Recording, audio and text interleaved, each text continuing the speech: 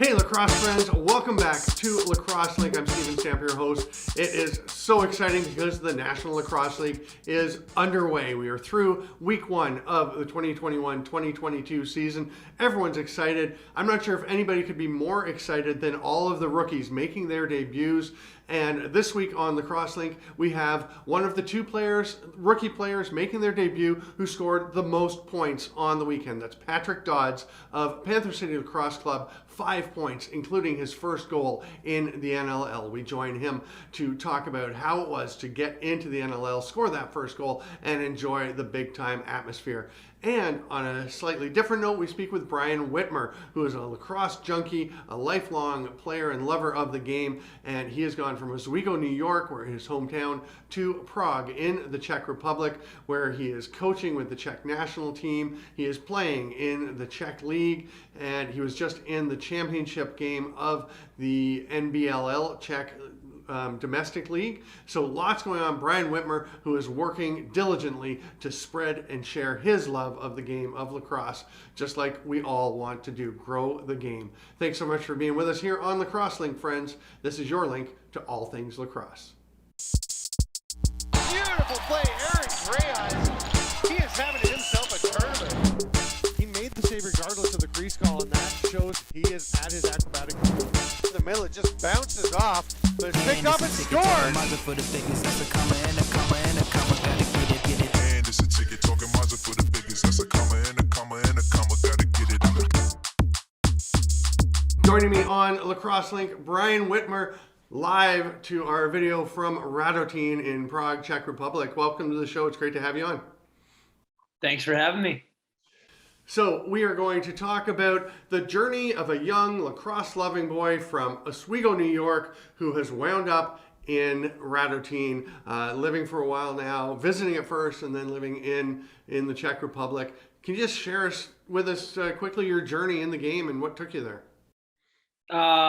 Specifically here, I was invited to come play in 2014. I had just graduated, from college, and didn't really know anything about it. And I came over, and it was the best. And was that the Rebeski, or? I think the Rebeski, yeah. And if you haven't, heard of it, you must live under a rock, or if you haven't heard of it yet, welcome to the party. But it was just simply the best, and one way or the other, I found my way back there, year after year, and then I started having the second tournament, in honor of Frank Menster. So I was there 2 to 3 times a year. There was the tournament in January, and then I just, I had a job end, and I didn't really have anything going on, and I met a girl over here and played for the women's team, and put 2 and 2 together, and I decided to move over. So excellent. And you've been kind of had that as your home base. And I want to start, and you've done a lot of other stuff in Europe. I want to talk about the Czech League, or the National Box Lacrosse League championship weekend that just happened. We're going to run a couple of clips of you playing, because you're playing with the Wolves, and you made it to the championship game. And what's it been like getting into that league and playing with the Wolves, which is kind of the younger Radotín team, and just enjoying that NBLL experience? Awesome. Great. Yeah. I mean, I could just answer it in one word. It's been fantastic. The Wolves team specifically, I believe I counted like 2 players between the ages of 18 and 30. Everybody else is either like 15, 16, or 30 plus, myself included. So it's a really interesting mix, but it's a lot of fun. There's a lot of teachable moments, but there's also a lot of, a lot of hustle plays, and a lot of just fun lacrosse. We have Joseph Slavik in goal, which we would lose every game if we had any other goalie in the league playing for us. He's bailed us out of quite a few games, and the semifinal included. I don't know if we would have walked out of that one without him in goal. So it's a fantastic league. Obviously the very top, LCC is the big bad wolf, and they kick the crap out of everybody. Should we mention the score of the championship game, or are we just going to skip that? No, talk about it. Like they scored a ton of goals. Yeah, they're good. Yeah. Dominic Pesek, Izzy Loshkot, a lot of players. Yeah, I mean, if you want to talk about really about the championship, you kind of, probably should talk to one of them about that. It's not really my place to tell that team story, but they're just so good at scoring goals, and it's if you're not able to kind of stop the bleeding, it's pretty easy to kind of look up to the scoreboard and like, when did they get to 20? Like, when did they get to 30? It's like, oh. But it's the rest of the league is. Yeah. I'm sorry. I was going to say your semifinal was a really exciting game, a 1-goal game with Pardubice and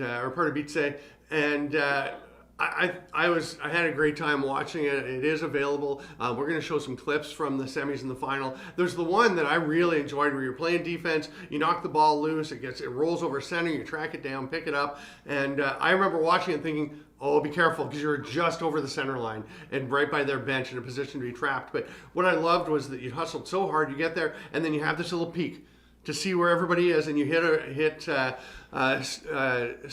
Streblik, right? Yeah. Andre Streblik cutting up, and he goes and scores. And I just thought, like you talked about teachable moments, and that to me is what you bring to that team, is that hustle, the nonstop motor and hard work, and the vision and awareness, and just heads up play, which I think is going to really help. Like you said, there's a bunch of young players that are learning this game.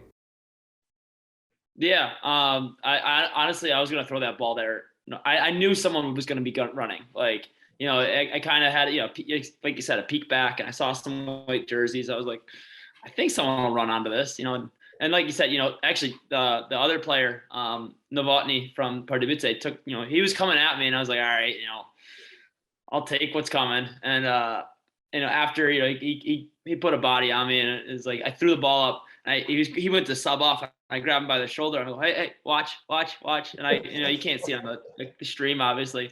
And it was like, after I opened my mouth, I'm like, he better score. Like, I don't want to, and he took it in good fun. He's a nice kid. But yeah, it's just, it worked out great. So.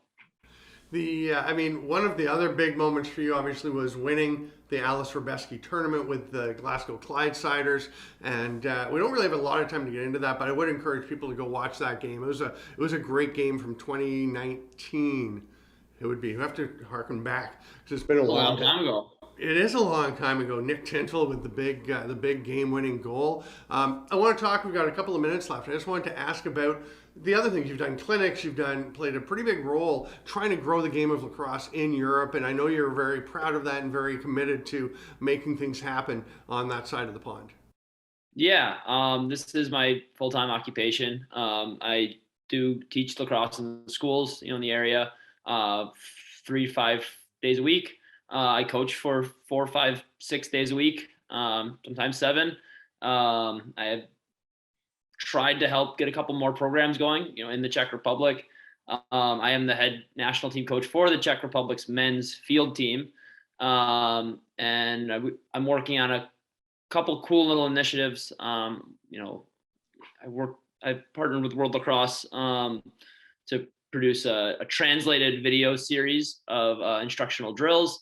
I do serve under World Lacrosse's women's box lacrosse working group. And I do have a fun little initiative that I'm going to keep under wraps for just a little bit, that should make the game much more accessible in Europe, for everyone. But yeah, it's a little bit of everything. I'm sure there's 5 things I haven't mentioned. We have a donated container coming over, help the ELF and Relax Sports Co. So there's a shipping container on its way from Hamburg.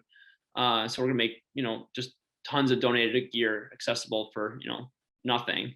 That's very cool. Yeah, that's just what I do. Yeah, that kind of initiative is very cool. I remember when I was coming over to Prague once, I get a message from someone saying, hey, can you bring a bag of gear over? So I'm like, sure, I'll stick all my stuff in one, and we'll, and they just paid for the extra bag and paid for the shipping.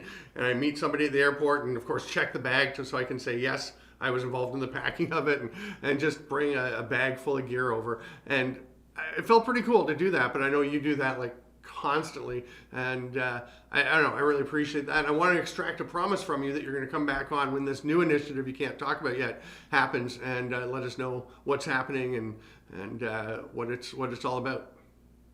I promise. Pending some customs issues in Rotterdam, it should be but things can happen.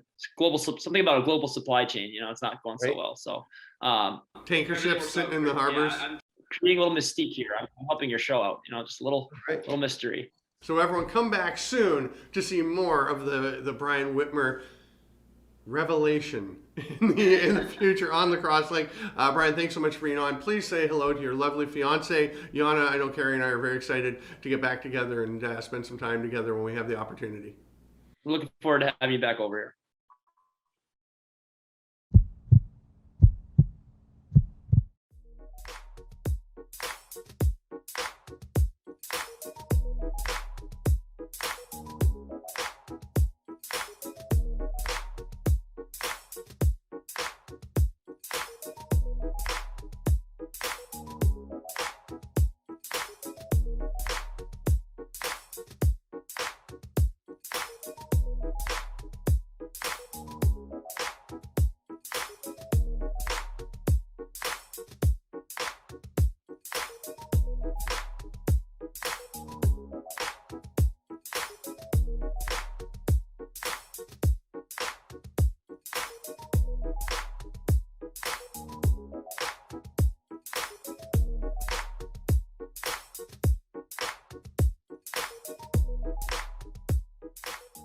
Welcome to Lacrosse Link, Patrick Dodds. What an exciting weekend for you, making your NLL debut. Thanks for coming on the show. It's great to chat with you.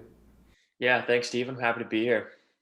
So I know it's not many young lacrosse players' dreams to get drafted in the NLL. That's obviously a dream, but then to get moved to a different team before you ever get a chance to play, but in the league. But a lot of things have happened to a lot of people in the COVID era. So it must have been pretty exciting to get through all the waiting, all the anticipation, and get out on the floor on last weekend. Yeah, I was lucky enough to get drafted by Calgary a couple of years ago, and then got picked up in the expansion draft. And I think looking back, I think that's going to be a positive for my career for sure. Tracy's an amazing guy. Everything going on in that organization is top notch. So I'm super happy where I am now, and just happy to be on a Monday now after the weekend of my first game. So in that first game, you go in as a rookie, and it was a big weekend for rookies all around the league. I mean, guys stepping in, and that I think was one of the questions was, how are the rookies going to be? There's a lot of rookies because there's 2 draft classes, not everyone coming in because some guys are going back to college, but what's it been like preparing, waiting for so long, and then coming in when you you got a chance to play this summer. You did the BC Junior League, and you played World Juniors in Winnipeg. So you got a chance to play some, but nothing like the normal preparation for somebody starting their pro career.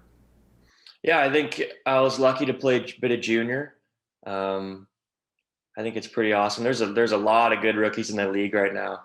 Had a few weeks of camp. I think we were in good 4 weeks of camp in Toronto. It's obviously never really enough. You always want to be a little better before you start your first game. But I think all in all, especially playing this summer a little bit, helped me out quite a bit for sure. And you get into this game, and a bunch of things happen. You have a goal and 4 assists, right? It was 4? Yeah, I think so, yeah. So pretty big day, obviously, to start out your career, and a couple of plays that really stood out. The flip pass where you just kind of drew the defender down with you, flipped it around him over to Phil Caputo, and set him up for a golden opportunity that he buried. You also had your first goal where you used your size. You're a big guy, like 6'3", 205, 210? Yeah, around there, yeah. You come in and you do the old... it's the shoulder in, lean into the defender, get him moving back, kind of reach around and get the shot off and bury that. So you looked, I thought, very comfortable on the floor and very comfortable with the guys you're out there with, like Phil Caputo and Mike Triolo and all the guys on the offense. How quickly did everything gel? Because it looked, I mean, there was some rust, I thought, in all the games to start, but it seemed to come off really quickly, and the quality of play to me looked like it was really high, faster than I think most people would have expected after so much time off. Yeah, absolutely. I say credits to our D guys played well, and credits to our O guys. I think we kind of gel off each other, and it's pretty easy when Phil sets me a hard screen. All I got to do is run in a straight line and flip him the ball. So he really does all the work, and he made it super easy last night or the other night. Yeah, and Benny kind of obviously a vet of all vets, kind of coaching us through a couple rookies on offense there. Yeah, it helps to have a guy who's scored 1,000 goals, right? Or 1,000 points in the NLL. Yeah, so it's no better guy to be kind of guiding us rookies and a couple other younger guys on the team just to kind of learn how to be a pro. What was the atmosphere like for you for your first pro game? Because I mean, obviously you're going to get some good crowds in junior and things, but it's a whole different world, right? When you step out on this pro floor. Yeah, no. As we all know, the fans in Philly have a history of being pretty intense. So it was good. Definitely heard some things I'm not going to repeat, and some gestures, but you know, it was awesome. They're loud, obviously loud and booing us and everything, but it was pretty awesome, especially during the anthems, the lights, the cameras. That was a pretty cool moment to take in. What did you feel like? What went through your head when you got that first goal? When you make the move and you see the ball just disappear behind the goalie? I think, it just kind of all of a sudden, I got a one-on-one matchup there, take the shot, and I was lucky enough to go in. I was, holy cow, there you go. And then got to the bench. Definitely was a little shaky for a second, kind of realizing what just happened. But after that, it was back to business next shift. I got a game to win here. And I mean, you mentioned it's different. I mean, it's the atmosphere. A lot of things are different.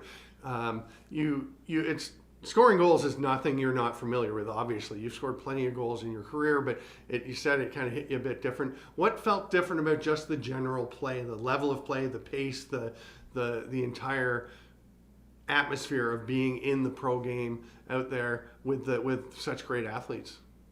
I think the attention to detail. I think obviously, as everybody knows, the NLL is a tight league. Obviously, we lost by 1 in overtime, and that's like, oh, maybe do I not hit the post on that shot? I score that shot, or I don't miss that pass or something. It's tiny little things that amount to a big things. Mm-hmm. And then in turn, unfortunately, we didn't get the win on Saturday, but obviously there's things we could have done earlier in the game to not be in the situation to go to overtime.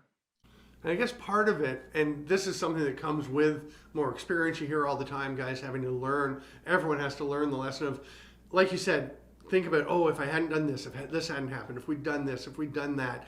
And you want to remember all those things and build on all those and try and tidy them up, like you said. But you also need to forget them to an extent, right? And just be ready to move on to the next one. Take what you've learned from it, but forget about whatever happened and get ready for week 2. Yeah, no, absolutely. I think kind of in the game, you're not thinking about that. After the game, you look back and you're like, you know what, maybe I could have cut right there. Or I was watching film this morning. There's definitely some things that I could have done better, for sure. And then it's more for me. It's like in practice next week. Am I gonna? I'll shoot that shot I missed a few more times, or that kind of thing. I wouldn't say we dwelled on mistakes in the game too much. It's just a matter of looking at mistakes and saying, you know what, we could have done this. I could have done this. And then that maybe would have turned the tides in our favor. But yeah, it's all about looking to next weekend and get our first W. Really appreciate you taking the time and jumping on the show, Patrick. It's great to have you on. Congratulations for your first game, your first goal, your first 5-point night.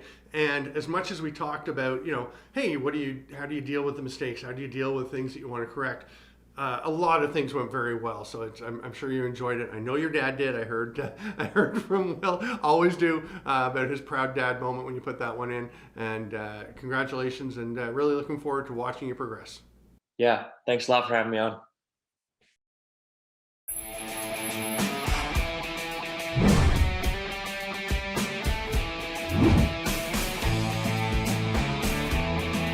Hi, this is Jaden with Al Anderson Source for Sports. Excited to tell you that we got all our new lacrosse product in for this upcoming season. Whether you're playing box or field, our lacrosse experts are going to make sure we get you into the right equipment to elevate your game.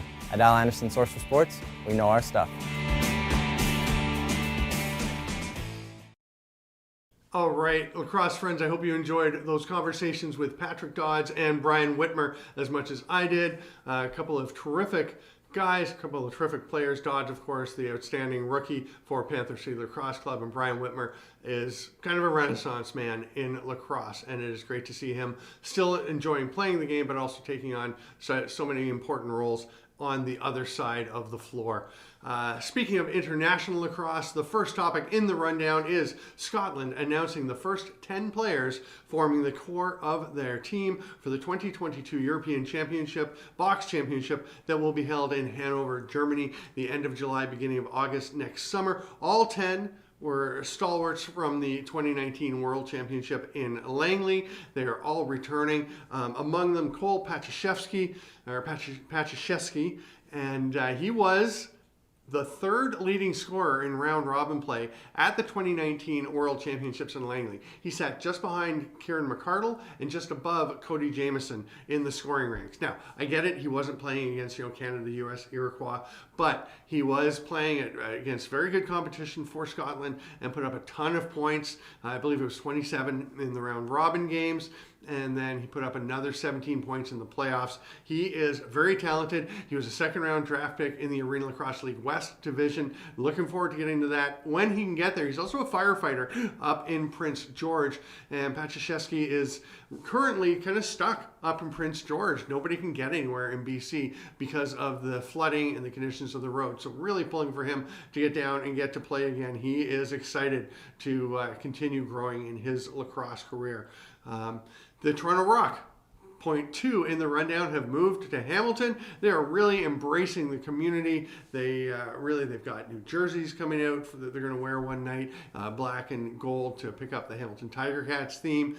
And they had the U15 and U13 Hamilton minor players having a halftime game. A lot of times you see the halftime contest between the minor players. And what a great video we're going to take a peek at. You've just been watching, emulating Tom Schreiber, Jake Peshko doing a behind the net dunk goal. It was a thing of beauty, and he is following in the footsteps of his big brother Jonathan Peshko, who is en route to lacrosse stardom already, playing at a very high level. In the NLL on opening weekend, the kids were all right. Rookies having outstanding success. We mentioned it in the Patrick Dodds interview. You have guys, the Mac O'Keefe, his elevator goal was gorgeous. The pass he made to Zach Greer on our loose ball recovery and cross floor pass to Greer for a one-timer on the back door. The quick stick setup, it was lovely. Trey Leclerc was very good, scored a beauty toe drag goal. Jeff Teat was as advertised. I want to show the goal. Actually, we saw the goal from Patrick Dodds earlier in the show, so we don't have to show it again. That's actually my bad for forgetting that we'd run that one earlier. But you can see Dodds using that big body to initiate contact and create some space for himself. And that is the kind of thing that these rookies are doing very comfortably immediately upon entering the National Lacrosse League. Speaking of great goals, how about this for a Goal of the Year candidate from Zed Williams, taking the pass from Joey Capito and whipping the behind the back. That must be the early leader for Goal of the Year, right? No. Let's go to the next one that we're going to show, and this is I think the leader in the clubhouse right now for the goal of the year, Scott Dominey, who was with Panther City briefly, and then they traded him to New York. The Riptide are very excited to have him in their roster because he brings goals like this. He is a ball of energy, tons of skill. Love the swim move, the behind the back, just everything that goes into this goal is spectacular.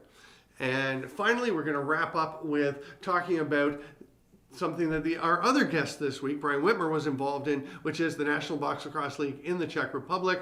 The LC Custodes winning that championship game, but lots of other good things, lots of other talent around the NBLL. And we're going to show you a goal by Lucas Kuchera of the Wolves, playing with Brian Witmer, actually. And just a lovely goal that Kuchera scored. He is such a talented young player. And again, as Brian mentioned, a lot of really young players on this Wolves squad. And they focus on box. Czech Republic is a box-first nation in lacrosse. So you see these kids coming up from the ANTS program, which, by the way, is one of the best names for the young players, ANTS. But you see them coming up and knowing the game, understanding the game, getting its nuances. And I don't think it's going to be too long before we see somebody from Europe cracking a National Lacrosse League roster. I know Roope Jokela, we talked about earlier, from Finland, was in camp with Panther City. Joachim Miller played with the Philadelphia Wings for a little while a few years ago, another Finnish player. But maybe someone like Kuchera is the guy who is the thin edge of the wedge that finally gets through. But there's a lot of talent over there, and it's pretty exciting to see. Thanks so much for being with us this week and every week on Lacrosse Link. I am your host, Steven Stamp, bringing you Lacrosse Link, your ticket to all things lacrosse. And make sure you ring the bell. Watch us every week, Thursday nights at 9:30 p.m. for the most part on Lacrosse Sports Network. You can also see the weekly shows all archived on our YouTube channel. So thanks so much for being with us. We'll see you next week.